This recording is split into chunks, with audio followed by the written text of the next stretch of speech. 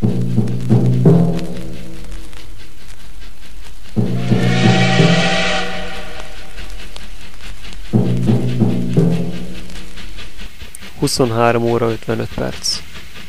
Vers mindenkinek.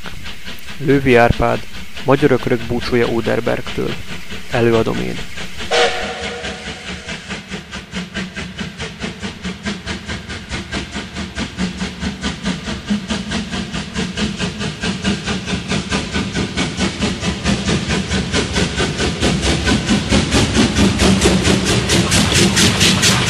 Berlin felől a gyorsvonat, büszköl, dübörög, vígan halad, s én a kupé kényelmiben szemem körüllegeltetem a tájakon s a falvakon, és a dübörgését hallgatom, és számítom, hogy hány óra kell honom határit érni el.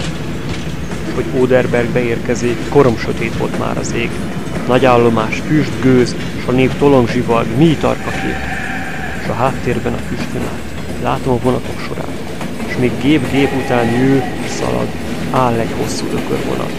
MÁV nagybetűkkel iparát. Magyar ökröt visznek, hová? Külföld magyar ökröt fogyaszt. A külföld csak így tudja azt, hogy Magyarország létezik, ha ökörvonat érkezik.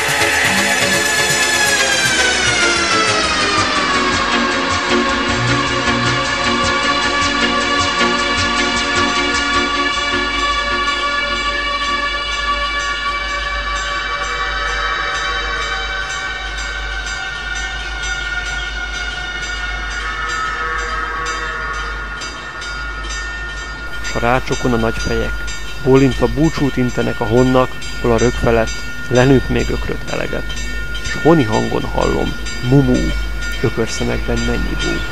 Szemrehányási hang talán, mumú, mintha csak hallanám, de hazamégy, oda, hova mi nem jutunk többé soha.